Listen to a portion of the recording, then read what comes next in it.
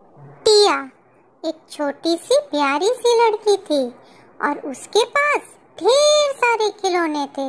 उसके पास एक बड़ा सा टेडी बेयर था, बोबो, और 3 छोटे छोटे टेडी थे, पॉन्टी, मोंटी और एंजल। वह उन्हें बहुत पसंद करती थी। टिया की एक पालतू बिल्ली भी थी, पुसी। वह हमेशा सोती रहती थी, सिर्फ खाना खाती और सो जाती, और जब उसे मौका मिलता वह टेडी बेयर्स को अपने नाखूनों से खरोंच देती थी। वह बहुत बदमाश थी। एक दिन जब घर पर कोई नहीं था, टिया को भी किसी काम से बाहर जाना पड़ा, और जैसे ही टिया दरवाजे से बाहर निकली, अचानक ही बोबो, मोंटी, पॉन्टी और एंजल एक दूसरे से बातें करने लगे। उन्होंने योजना बनाई, चलो आज इस पुसी को सबक सिखाया जाए। जब भी इसे मौका मिलता है यह हमें खरोंचती रहती है।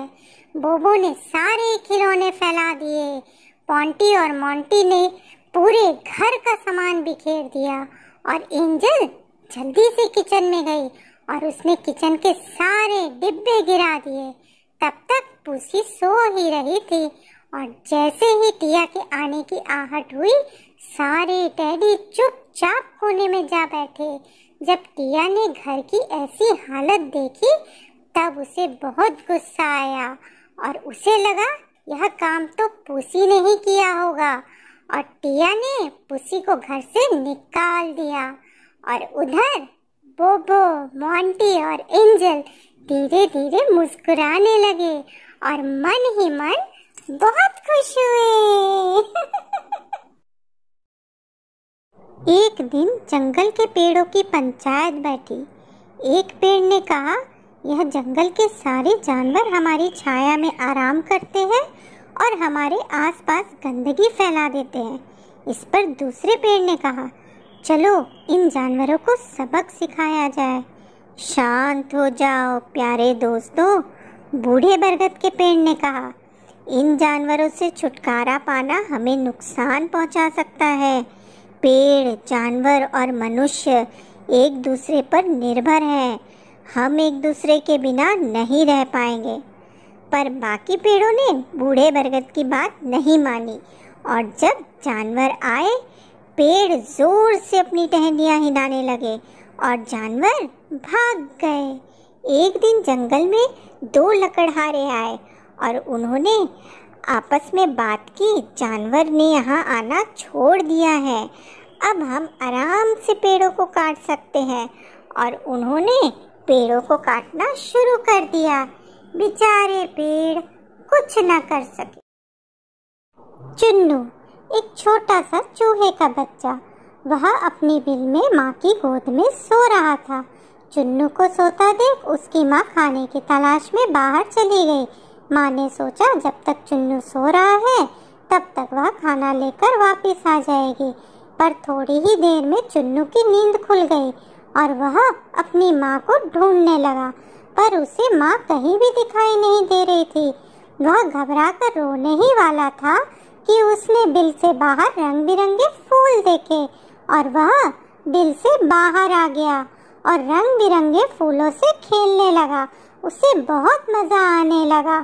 खेलते खेलते जब चुन्नू ने पीले फूल के अंदर झांका तब उसमें से एक मधुमक्खी निकली और उसने चुन्नू की नाक पर डंक मार दिया।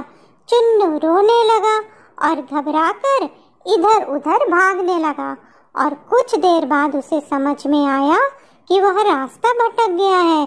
चुन्नू बहुत डर गया और जोर जोर से अपनी माँ को बुलाने लगा। चुन्नू की माँ उसे ही ढूंढ रही थी।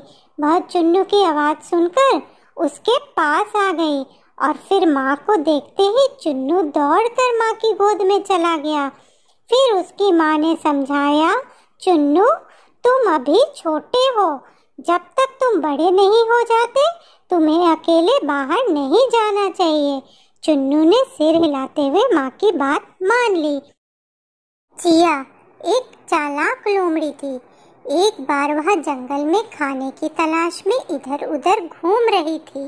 वह अचानक से एक पत्थर से टकराई और लड़खड़ाकर पास ही के कुएं में जा गिरी। कुआं गहरा था। वह बहुत घबरा गई और रोने लगी।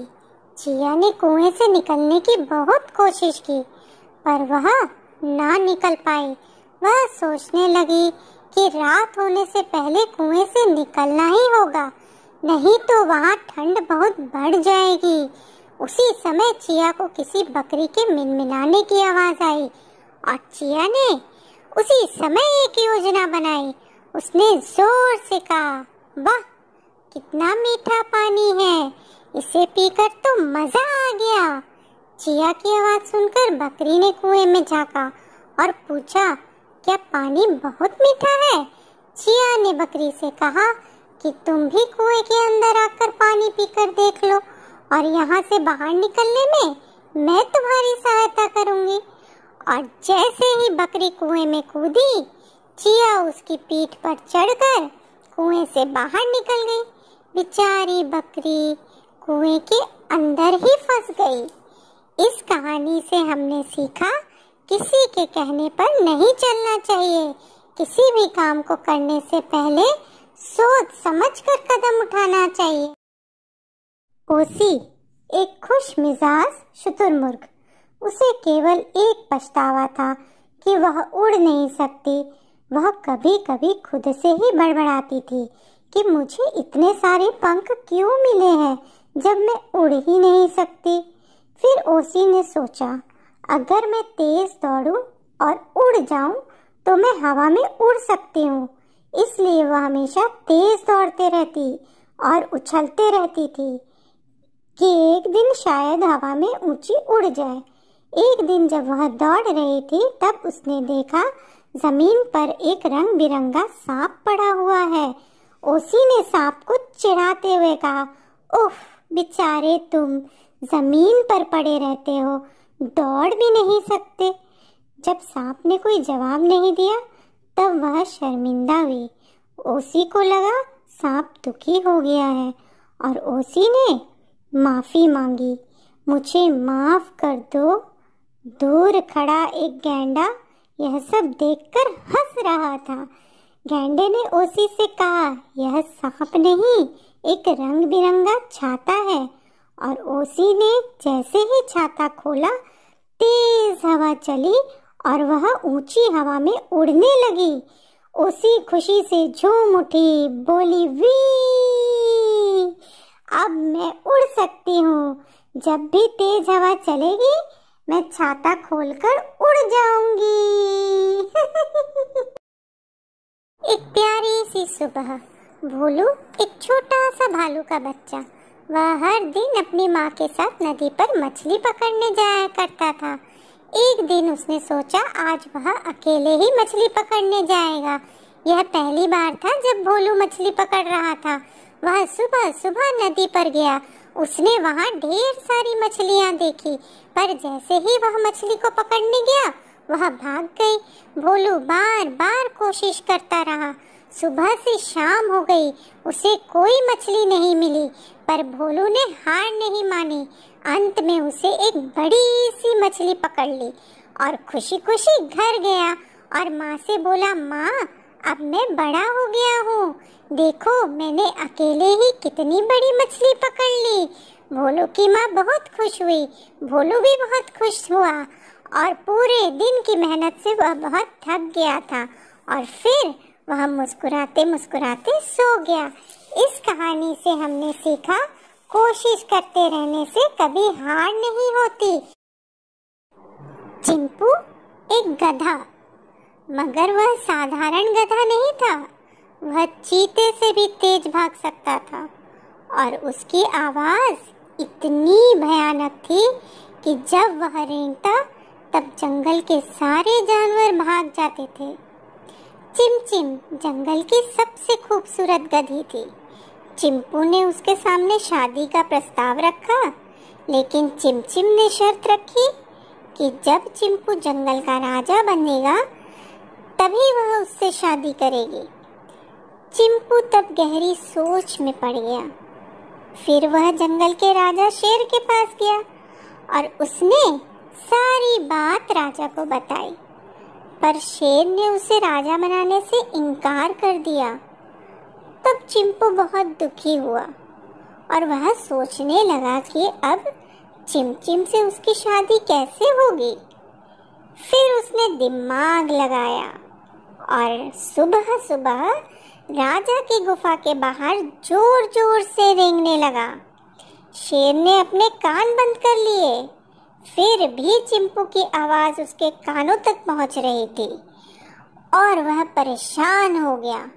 और फिर चिंपू को शांत करने के लिए शेर ने उसे जंगल का राजा बना दिया और फिर चिंपू की शादी चिमचिम से हो गई और वह खुशी खुशी साथ रहने लगे। एक बार घने जंगल के बीच एक तालाब था। तालाब में ढेर सारे मेढक रहते थे। वहाँ मेढक बहुत खुशी खुशी रहते थे और शाम ढलते ही सारे मेढक जोर जोर से टरटराने लगते थे। उनमें से 2 मेढक पूकी और सूकी हर समय तालाब का राजा बनने के लिए लड़ते रहते थे। पूकी कहता कि वह सबसे ज्यादा ताकतवर है और वह किसी से नहीं डरता।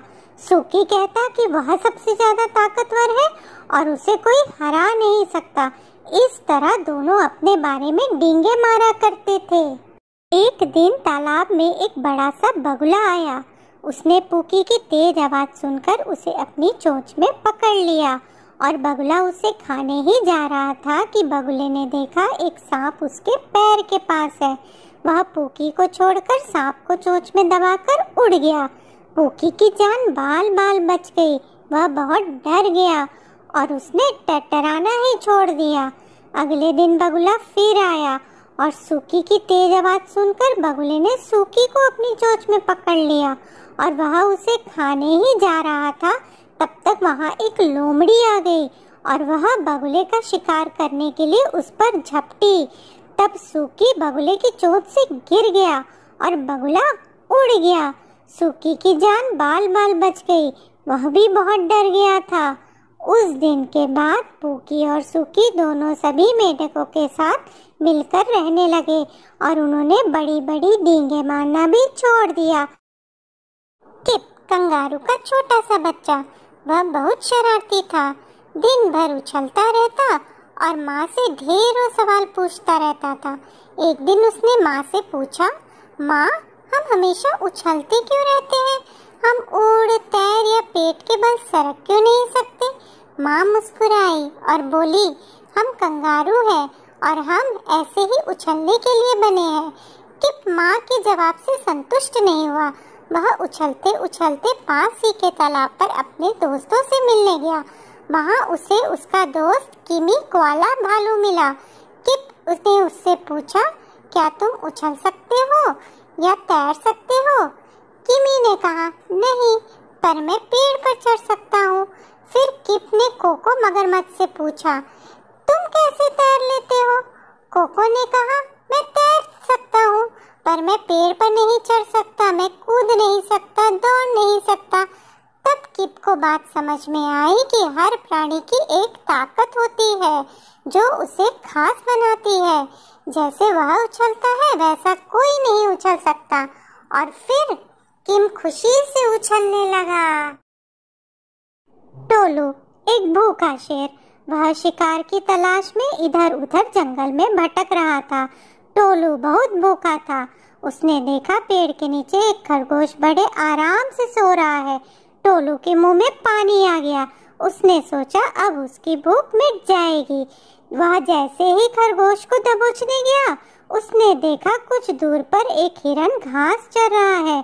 टोलू ने सोचा, खरगोश तो इतना छोटा है, इससे क्या मेरी भूख मिटेगी? अगर वह हिरन का शिकार कर ले तो उसे ज्यादा खाने को मिलेगा। और वह हिरन का शिकार करने चला गया। हिरन टोलू को देखकर तेजी से भाग गया। टोलू हिरन को नहीं पकड़ सका। टोलू ने सोचा, चलो खरगोश का ही शिकार कर लेते हैं। लेकिन जब टोलू वापस आया तब तक खरगोश भाग गया था। बेचारा टोलू भूखा ही रह गया। इस कहानी से हमने सीखा, हमें लालच नहीं करना चाहिए। जो हमारे पास है उसमें संतुष्ट रहना चाहिए। ऐसी ढेर सारी कहानियों के लिए चैनल को सब्सक्राइब करें, लाइक करें और